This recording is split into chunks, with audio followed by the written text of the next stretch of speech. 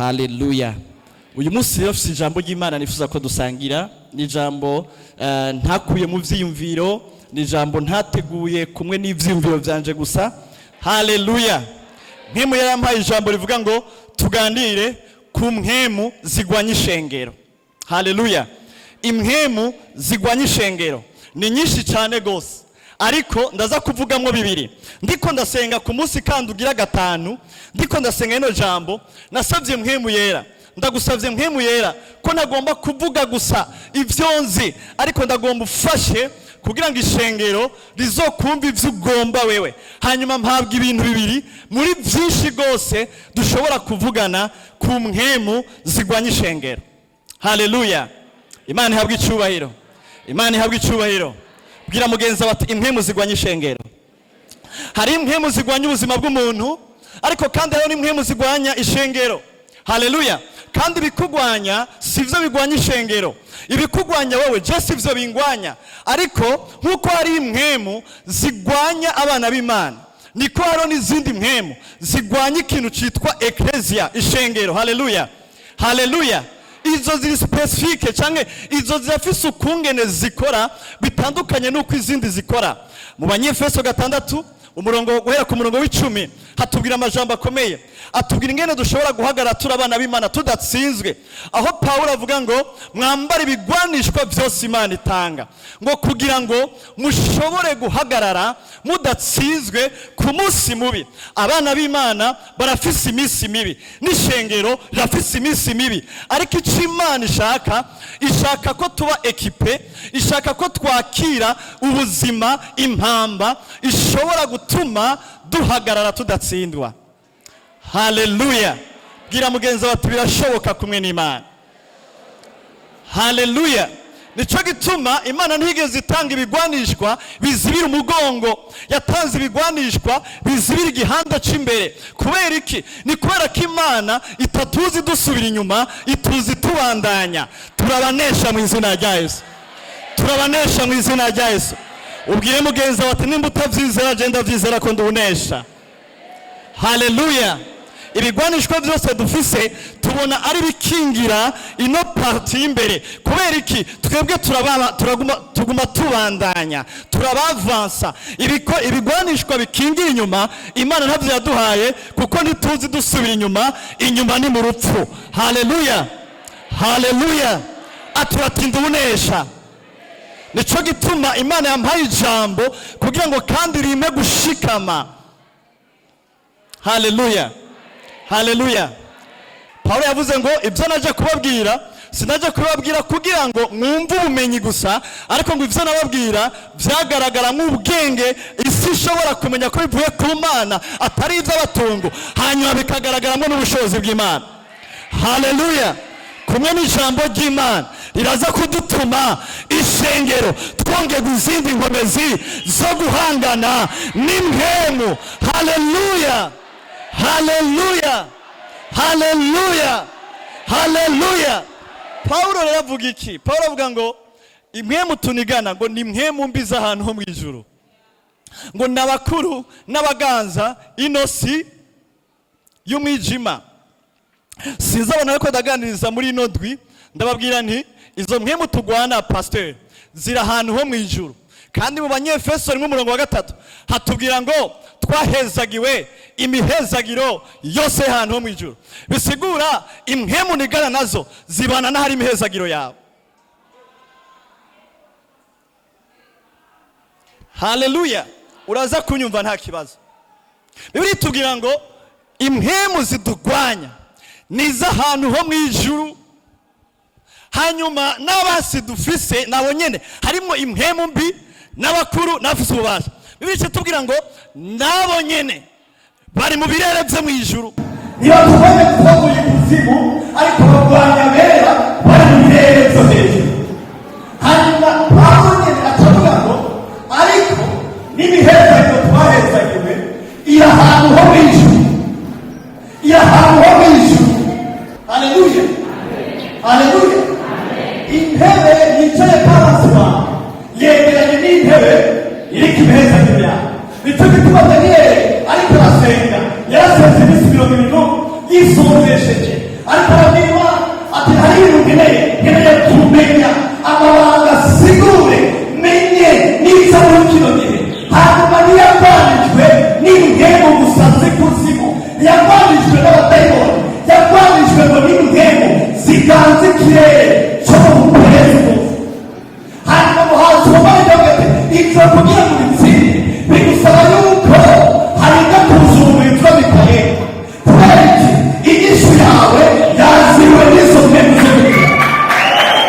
iyo nyishu yawe yaziriwe n'izo birere, hari irere hejuru zaziriye kwishyurwa kwawe.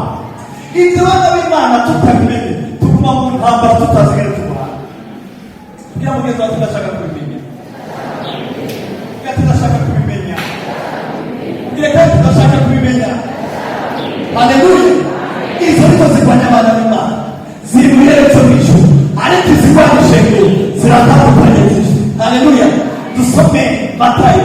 Imana ishimwe cyane. Ubutumwa bwiza uko bwanditswe na Matayo umurongo wa 18, igice cya 16 umurongo wa 18. Naje ndakubwira yuko Petero kandi kurwo rutare tuzokubaka ishengero ryanje, kandi amarembo y'ikuzimu ntazoshobora. Amen. Haleluya! Yesu avuze ngo nzokubaka ko ekleziya, ishengero. Ati kandi rero hariho ikintu cyitwa amarembo y'ikuzimu.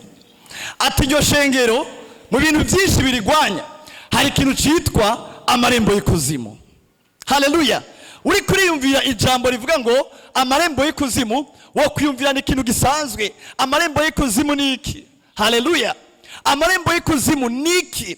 Ariko uri kurasoma mu ndimi zindi, mu Cyongereza, mu Gifaransa bavuga ngo séjour des morts. Haleluya! séjour des morts. Ntibavuga yuko ari umuryango uje kuzimu gusa, ariko batubwira ngo ni séjour des morts. Iki ni ikintu cya mbere ishengero rikeneye kumenya. Mu bintu bya mbere ishengero rikeneye kumenya, nk'imwemu igwanya ishengero ikeneye kumenya yuko amarembo y'ikuzimu afata ikibanza cya mbere.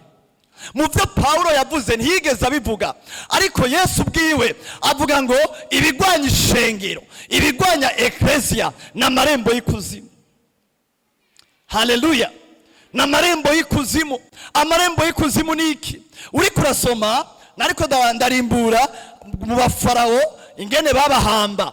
Abafarawo canke abami canke abantu b'abategetsi, burya ikiziga cyabo ntibashobora kugituko nyene, bakibika ahantu, hanyuma ico kiziga babitsa ahantu baragikorera kimigirwa kanaka. Haleluya! bamwe baranabaturira, ariko abo bantu b'abakuru, abantu bafise ububasha, ntibashobora kwica canke ngo baturire canke ngo bahambe uko ariko kose abo bantu bazwi bakomeye. Abo bantu babikwa ahantu, haleluya, bakaryamikwa ahantu, hanyuma ngo haragera n'igihe bakagenda kubakangura, bakabavugisha, bakabakoresha. Haleluya! abo bantu rero bari mu kibanza c'ikirere, usomye mu zindi ndimi bavuga ngo ni muri séjour des morts, n'ahantu abapfuye bari. Haleluya! biratandukanye ni purgatori. Singonze kuvuga purgatori kuko purgatori Bibiliya ntaciyivugako, ariko Bibiliya ivuga ku kintu cyitwa séjour des morts, imiryango y'ikuzimu. Haleluya! abo bantu rero iyo baba barakoze ibintu bibabaza abantu, abo bantu baririnda kubahamba bapfuye neza, barabica. Haleluya! abo bantu barabica, bakabica urupfu rubi, kuko bari bafite icyiyumviro kivuga ngo iyo umuntu apfuye akaja ahantu hitwa muri séjour des morts ntasubira kubabazwa, agenda kuruhuka. Yobu yarabivuze, abandi benshi barabivuze, Yesaya yarabivuze, Ezekiel yarabivuze ati narabonye n'abantu. Yesaya we yaravuga ati narabonye abantu bari aho hantu hitwa muri séjour des morts, aho hantu mu marembo y'ikuzimu. Ati narabonye baranubatse n'amazu. Bwa bundi rero muri séjour, aho hantu biri kiratubwira ngo ni mu marembo y'ikuzimu. Si ahantu abantu gusa bagenda bagatekana, n'ahantu impemu zabo zigenda zigakora ibikorwa kanaka. Haleluya! Haleluya! Haleluya! uvuge amen ndakumve. Imana ihabwe icyubahiro. aho hantu rero abantu bakora ibibi barabahana babica hakiri kare, kuko bari bazi ati nibagenda muri séjour de mort, nibagenda mu marembo y'ikuzimu bazoruhuka, bazubaho ubuzima bwiza. Haleluya. Reka ndagwa kandi karorero kakwereka kino kintu. Ni gihe umuvugishwa Samuel apfuye, ariko Sauli akagenda ku mupfumo agahamagara ngo mumpamagarire Samuel. Samuel yavuye, yari yarapfuye, ariko Samuel naho yari yaragiye yarashoboye kumenya ibintu vyoba kuri Sauli. Oh my God. Ndiko ndabiza ko bukebuke naho Samuel yari yarapfuye, yarashoboye kumenya ari muri ico kibanza nyene ibizoba kuri Sauli. Hanyuma baramuhamagara, aragaruka kandi arasubira aravuga. Bantu b'Imana, izi mpemu zirahari. Izi mpemu iyo umuntu apfuye ntiwimvire ngo birarangiye. Haleluya. Zirahari. Na Yesu yatanze uturero twinshi aho yerekana Lazaro yagiye mu rupfu n'umutunzi ari mu rupfu, mugabo Lazaro na wa mutunzi bakavugana. Aho hantu rero abantu baravugana.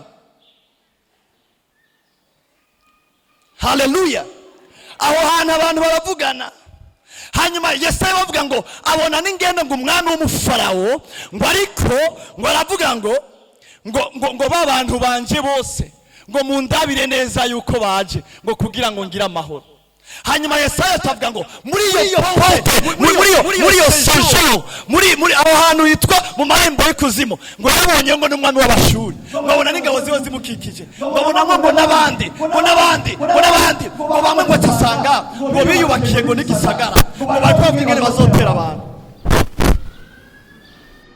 Haleluya. Haleluya. Ishengero ry'ikanguro ritegezwa kumenya bino bintu. Ishengero ry'ikanguro ritegezwa kumenya abanzi babo. Abanzi b'ishengero gusa sabazi abo bari kurundi rugenzo, abanzi b'ishengero hariho n'amarembo y'ikuzimu. Uyu munsi rero ayo marembo y'ikuzimu, haleluya, turayatangaza yuko Emmaus ni ishengero rya Mwemu Yera. Haleluya. Ni ishengero rya Mwemu Yera, ariko ukeneye kumenya ayo marembo y'ikuzimu agamije. Amarembo y'ikuzimu ntatera abantu, atera ishengero. Umusirikare ntashobora kurasa ataje cyaraso. Umusirikare ni kuntambara ntashobora kurasa ataje cyaraso. Abasirikare bari ngaho barabizi. Umusirikare bamuha amasasu bayaharuye, bakamubaza ati mbega none wewe wagenye iki ko numvise inkoho yavuze rezintariya. Pawulo acavuga ngo ndasiganwa ariko sinkutazi yaja, hanyuma ngo nkubitane ibipfusi ariko sinkusha. Emmaus ntidukeneye guhusha mu izina rya Yesu. Emmaus muri kino gihe cy'ikanguro ntidukeneye guhusha abansi bacu, dukeneye kuduga ku rugezo aho turiko turasenga tubona imwemu turiko turirukana amaséjour de mort, amarembo y'ikuzimu tukayidentifya. Bantu b'Imana, izo mwemu zirahari, izo mwemu zirahari, izo mwemu zirahari. Haleluya. Haleluya. Haleluya. Ngo mu marembo y'ikuzimu abantu baraganira ngo bakavugana gushika naho Yobu uwe nyina atangura gusenga ati Mana uyu munsi yupfa mutawurema, kubera nari gupfuma nigira hahandi ba bantu baryamye basinziriye batikoma babayeho neza. Uri kurasoma mu Vyeshuro Yohana igice ca 20 umurongo wa 13 gushikana ku murongo wa 14 hacatubwira irindi banga ngo iyo séjour de mort canke ngo ayo marembo y'ikuzimu ngo urubanza ruheze ngo nayo nyene azoca afatwa aterebwe mu kiyaga caka umuriro. Azociga urubanza ni utayacira urubanza. Haleluya. Haleluya. Ni utayacira urubanza. Uyu munsi muri Emmaus dukeneye kuyacira urubanza mu izina rya Yesu. Haleluya. Dukeneye kuyacira urubanza mu izina rya Yesu. Azociga urubanza kuko ni umwasi w'ishengero. Ni umwasi w'ishengero. Haleluya. Ni umwasi w'ishengero. Umunsi umwe Yesu nawe nyene avuye ku musaraba acagenda muri ico kibanza cyitwa muri séjour de mort. Amara y'imisi 3 bitubwira ngo ubwa mbere ngo yareka arabwira ubutumwa bwiza impwemu zabohewe. Haleluya. ariko arabwira ubutumwa bwiza ngo impwemu zaboheweyo. Bwa bundi hari abantu baboheweyo rero. Hanyuma Yesu yarabugururiye.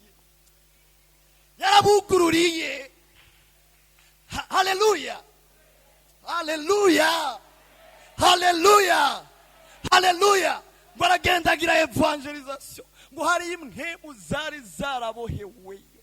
Birashoboka yuko hari abantu bacu twabuze baboheweyo, bakoreshwa ibindi bintu n'ubwo bwami, ariko bagatera Emmaus ntitubimenye, kuko barafise intumbero, séjour de mort canke amarembo y'ikuzimu. Barafise intumbero, barafise ibyo bagamije gushitsa kw'ishengero. Abo bantu rero bari hariya, ngo hariyo nabera. Bibiri tubwira ngo hariyo abera, ngo mugabo bari baraboheweyo. Yesu ngo agiyeyo yabanje kubabwira ubutumwa, hanyuma ngo acarabugururira, ngo batambatambi Yerusalemu, ngo bagenda bahimbaza Imana. Haleluya, haleluya. Uyu munsi urakeneye gukangukira ivyo mu izina rya Yesu.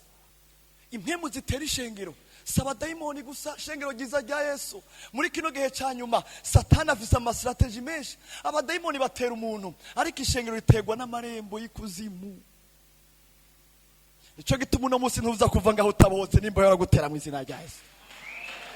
Ndiko ndasenga nasavye impwemu yera, bantu b'Imana, nimba uri ngaha ntuza kuva ngaho utabohotse.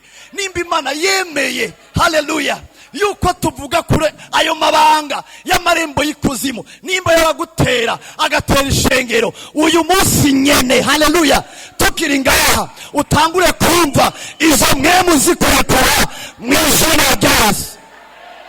Zikurekure mu izina rya Yesu. Amashengero menshi ntatemba kubera hatewe impwemu zo gusambana gusa, n'aya marembo y'ikuzimu, n'aya marembo y'ikuzimu. Haleluya, haleluya. Uyu munsi urakira izo mpwemu mu izina rya Yesu, urakira izo mpwemu mu izina rya Yesu. Dukeneye gushika ku rugezo Emmaus amarembo y'ikuzimu yaje tubimenya, ukamenya ico wirukanye, ukamenya ico wirukanye, ukamenya ico uri kuragwana naco. Twebwe Imana tugirira ubuntu, niyo dusenga mu ndimi gusa, ntituzi n'ivyo tugemye, ntituzi n'ivyo twirukanye. Ariko umurozi ashira ibintu gusa kukiyo, agaca kubwira ati ushaka ko ndamukura yijisha, ati ego ndarikuyeyo, icari vayo. Nishengero muri kino gihe cyanyuma, nimba dukeneye ikanguro, dukeneye kumenya impwemu tunesha, dukeneye kumenya impwemu tunesha. Haleluya, haleluya, haleluya, haleluya. Imana ishimwe cyane. Icya kabiri ni inyigisho z'ibinyoma. Kugira mugenzi ati inyigisho z'ibinyoma, ni inyigisho z'ibinyoma. Izo ni mpwemu zigwanya ishengero, izo ni nkomezi zigwanya ishengero, inyigisho z'ibinyoma. Pawulo ariko ababwira iki? Ubwa mbere yandika ishengero ry'Abikorinto, ababwira ingene ishengero ry'Ikorinto rimeze.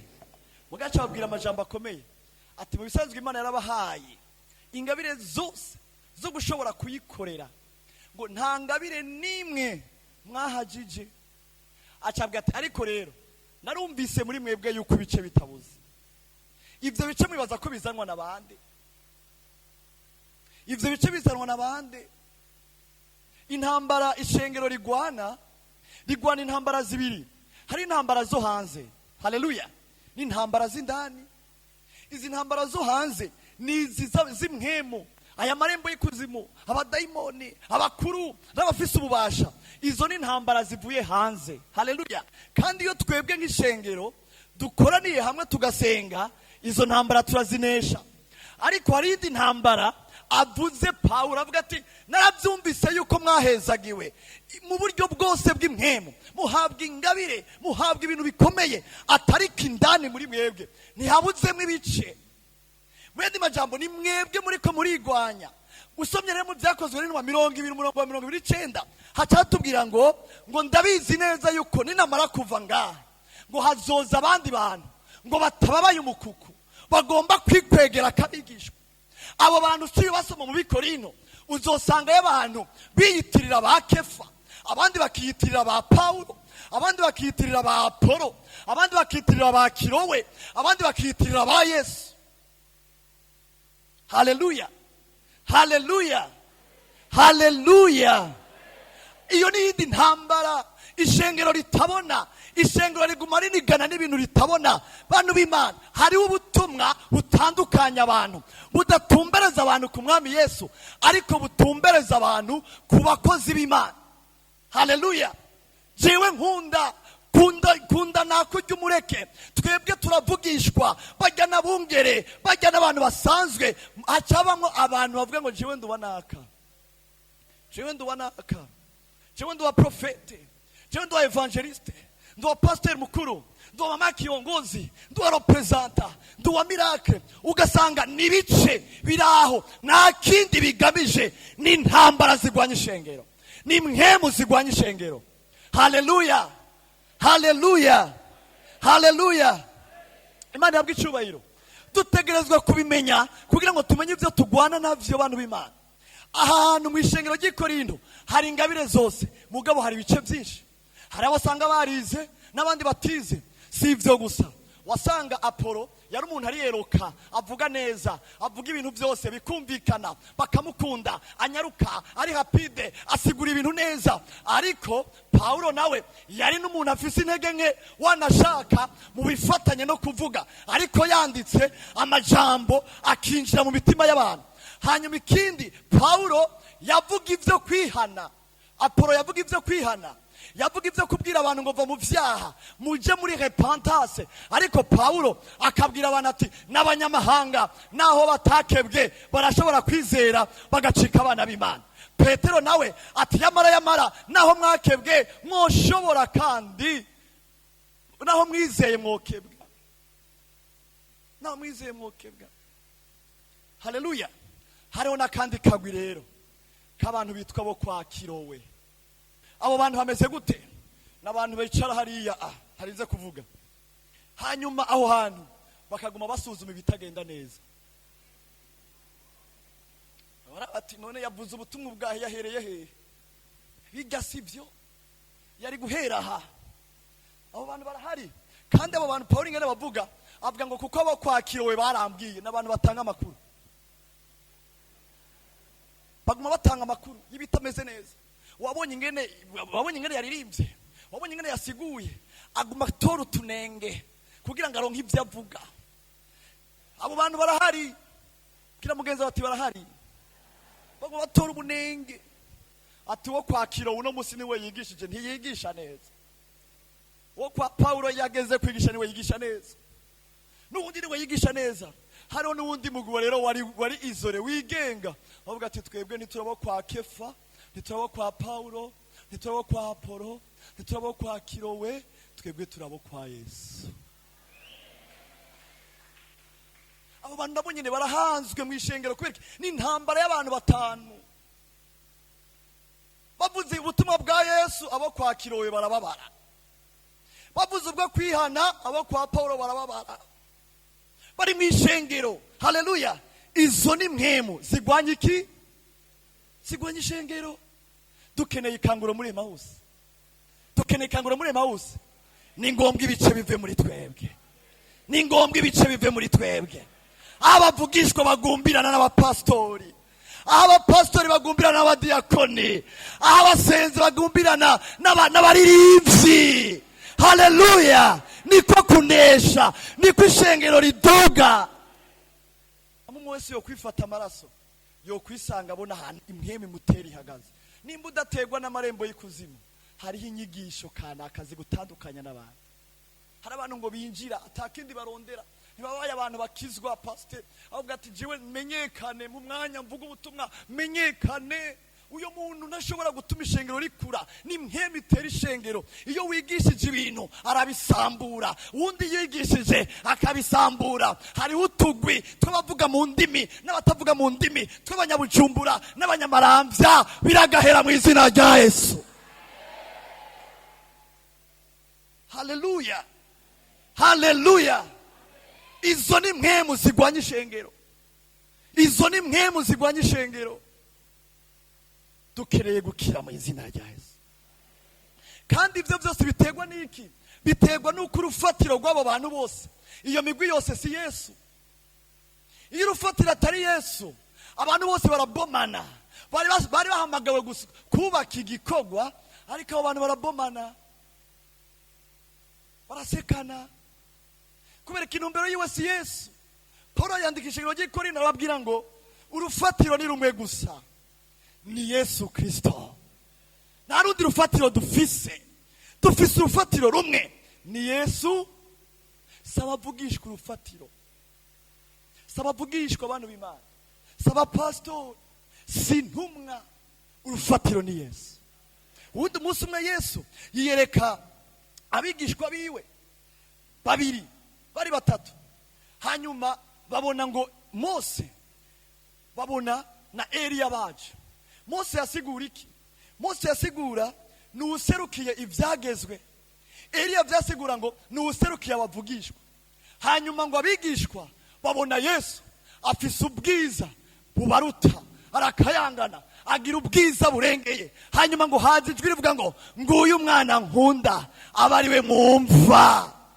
Mu yandi majambo, abari baboshwe n'ibyagezwe umva Yesu, abizera bavugishwa umva Yesu.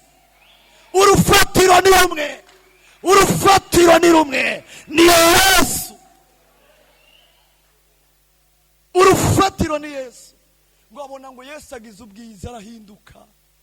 Hanyuma hazijwe ati ubu nimucumbira ibyagezwe, nguyu waje kubishitsa neza, nguyu waje kubishitsa, bariwe mwumvira. Babona kandi umuvugishwa Eliya ati yaramanuye imvura, arahagarika imvura, ati umugabo yarakomeye mu isezerano rya kera, ni waserukira abavugishwa. Haleluya. Ati ntimugikurikirana abavugishwa rwose, ariko nimwumve Yesu. Bwira mugenzi ati niwumve Yesu. Nutumva Mose, nutumva Eliya, uzokumva Yesu. Haleluya, haleluya. Ati ndakize izo mpwemu mbi zitandukanye ishengero kandi ziri mu ishengero. Haleluya. Abasi b'ishengero saba daimoni gusa, saba daimoni gusa. Haleluya, haleluya, haleluya. None tuvuga iki? Yuda, Yuda 1:3-4 cyasozera. Bakundwa, hamwe nashirika umwete wo kubandikira ivy'agakiza dusangiye, nari numvise ikingobera, kubandikira ivyo kubahanura kugwanira cane ukwizera abera bahawe rimwe gusa. Haleluya, amen. Yuda nawe ariko arabandikira ati icangobereye kubandikira kwari kubamenyesha yuko mukwiye kugwanira ukwizera abera bahawe rimwe gusa. Shengero ryiza ry'umwami Yesu, duhamagarirwa kugwanira ukwizera twahawe rimwe gusa. Kuko kukwizera kuriko kurahinduka, hari kwinjira izindi nyigisho n'imiyaga n'amangetengete n'uburozi. Dukeneye kubisuzuma no kubimenya, kuko nibigamije ikindi, bigamije konona ishengero ry'umwami Yesu. Yuda cavuga ngo nico gituma ndabahanura, ngo ndabinginga, cyagiye numva amakuru yanyu, nta kindi kintu nashaka yuko mukora, nashaka yuko mugwanira ukwizera abera bahawe rimwe gusa. Bwira mugenzi bati gwanira ukwizera abera bahawe rimwe gusa. Gwanira ukwizera. Iyo wavuze na mupastori wawe urababara ugakwa gusara, mugabo wavuze nabi Yesu nusara. Iyo wavuze ishengero ryawe nawe wakwa gusara, mugabo wavuze nabi Yesu naco bikubwiye uricara ukajya. Mugabo iyo wavuze Yesu cyubora. Mugabo iyo wavuze nabi umugenzi wawe umukozi w'Imana uzi usengera hasengera, uhakwa guhaguruka ati oya ibyo sibyo, ibyo kuri nibi. Duhamagarirwa kugwanira ukwizera twahawe rimwe gusa. Kubera iki? Aho hanze hari imiyaga myinshi irikira gutwara, irikira gusohokana. Igihe kimwe, sigunda kubivuga, umwami yarigeze kunyereka inyigisho ziri mu isi z'ibinyoma z'amangetengete. Hari mu 2018 namaze amasahane ndiko nditegereza ivyo bintu. Amasahane hari inyigisho nyinshi zidakenewe kuvugwa mu nzu y'Imana. Haleluya. Kubera iki kwizera abera twahawe ni ivyiyumviro by'abantu bigamije gukwegera abantu inyuma y'abo bantu, bigamije guhindura abantu abigishwa b'abo bantu, ntibigamije guhishura ishusho y'umwana w'Imana, ntibigamije kuvuga igikorwa cya Kristo, bigamije kuvuga ibindi bintu. Ariko Yuda avuga ngo icyatumye ndabandikira ni ukugira ngo mugwanire ukwizera abera bahawe rimwe gusa. Igihe cyose ukwizera kukuri kutazaba kuri mu ishengero, ishengero rizokwama mu ntambara. Ndabisubiramo, igihe atari ukwizera kukuri kuri podium, abantu bose amashengero azokwama mu ntambara. Mugwanire ukwizera abera bahawe rimwe gusa. Uko kwizera kurahari. Pawulo anabwira ngo abantu bafite uko kwizera mubatera ibitugu, bibaye ngombwa ntimubahe n'indaro. Bibaye ngombwa ntimubahe n'indaro. Musumwe mu butumwa bwiza uko bwanditswe na Yohana igice cya 20 umurongo wa 2 n'uwa 3 hatubwira ingene Mariya yagiye kumva ya Yesu, hanyuma ngo acasanga ngo Yesu sihari. Acasubira inyuma abwira ba Petero na ba Yohana ababwira ati umwami Yesu Kristo twagiye kumuraba, aho twamusize twamubuze, igitangaje ntituzi ni yari. Bisigura iki? Ahantu henshi Yesu Kristo yategezwa kuba kuri podium, umugabo si yakiri pastor, ntituzi niyo bamusize, ntituzi iyo bamusize, ntituzi iyo bamusize. Ishengero Yesu atari kuri podium ryama mu ntambara, ricarizana amafaranga agaca atandukanya abantu, rizana ibindi vyiyumviro bigaca bibasambura. Haleluya. Igihe Yesu atari wari ngaha, Yesu niwe azana ubumwe, niwe azana amahoro, niwe azana urukundo. Igihe atari ngaha tuzokwama mu ntambara, ntituzokwigira dushikira ikanguro. Ati Yesu bamukuye aho yarari, kandi ntituzi niyo bamusize. Baramukuyeho baca bashiraho amafaranga, baramukuyeho baca bashiraho ibindi, bashiraho ibindi, bashiraho ibindi, baguma mu ntambara z'ivyo bintu nyene. Reka ndabwira ibanga rimwe. Haleluya. Igihe abaherezi Imana itanga amashamvu, abaherezi ntibigeze baronka ishamvu, abarebu ntibigeze bahabwa ishamvu. Ariko Imana yababwiye ati mwebwe muzoguma ku gicaniro, ishamvu yanyu ni ku gicaniro, heritage yanyu ni gicaniro. Haleluya. Atiraga ijyanyu ni gicaniro, mwebwe murinye guma ku gicaniro. Hanyuma abantu bakava mu mpande z'isi bakaza gusenga i Yerusalemu. Hanyuma ikindi gihe abo bagabo b'abahereza bavuga ati none bariya abantu ko bava muri Siriya bakava i Mowabu bakazana intama baje kuyitanga kikimazi, none twoborohereza. Haleluya. Twoborohereza bakazoza ivyo bintu byose bakabigurira hehe? Bakabigurira ngaha. Twebwe tugira twugurure ngaha anye ahantu bazogurira ibitungwa, isoko. Utagati abantu mwese turatanze itangazo, abantu mwese muva hirya no hino, kubera ibitungwa byanyu mubizanye bizoza bitakibereye gutangwa, twabagiriye isoko muzogurira imbere y'ingoro y'Imana. Hanyuma umuhereza umwe yitwa Miracle agaca afata impene ziwe zose n'intama, agaca yandika ku rudome me ku gutwi. Iri rici nawe nyene agaca ashira ku rudome rwiwe, agaca ashira mu isoko. Babahereza Imana yabwiye ati heritage yanyu n'igicaniro, bagiye kurondera amafaranga. Hakwirikiriki barayaronka. Burya umuntu agiye kugurira impene ya Miracle cyangwa intama ya Miracle, yaca yitegeza ati iyi ni iwanje, nayisize hariya kugira ngo izanire amahera. Rero kugira ngo umenda yungukako ntibereye gutangwa, yisubize yuzane yindi, bagaca bazaniye iri rici.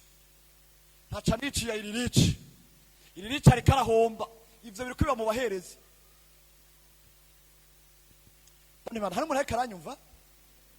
Hari umuntu ariko aranyumva? Bigaca biba mu baherezi. Umuherezi Miracle agaca agwanya intama z'umuherezi iri rica. Ati izo iri rica nizihere kugira ngo ziwanje zigume hariya, bagume bagura. Bisanzwe impene canke intama yarashobora kwigurisha nka gatatu. Avuga ati ntibereye kuko yabonye urudome rwiwe. Ati ndasubira ndayungukeko, najya ndayungukako, ndasubira ndayungukeko. Bagaca baguriya iri rica. Hanyuma iri rica igacipfa. Hanyuma uwundi munsi barunguka bavuga ati none ikibazo twahavuye tugira twasanze naho twabagiriye isoko amafaranga samwe abanyamo wabo bafise amafaranga yabo kandi n'abandi bafise amafaranga yabo abisiriya none tugira duhindure ahantu bazovunjira hafi. Hanyuma cyo baratangaza ati muzoza n'amafaranga yiwanyu muzogurira hajya nyene kandi no mu kuvunja naho nyene twebwe tuzobavunjira.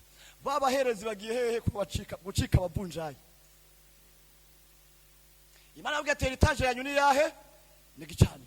Nico gituma Yesu yaje asibika iziriko agati ingoro y'Imana siyo ubudandaji, siyo kudandarizamwo, niyo gusengerwamwo. Haleluya. Kubera iki yabikoze? Abo bantu barahavuye barava hariya babubakiye batabaza kudandariza ahera. Ugasanga umuherezi aguma asengesha mugavuga ati ndagurisha inuma amakuta abiri shira katatu. Ariko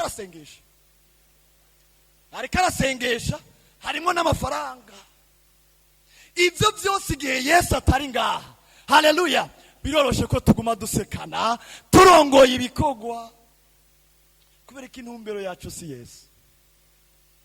Bwira mugenzi wa heritage y'abakozi b'Imana n'igicaniro. Sukuvunja amafaranga, sugukora ikindi kintu n'igicaniro. Nico gituma nimba oheze mwo kuba umukozi w'Imana atample yiyeguriye genda nyene ujeyo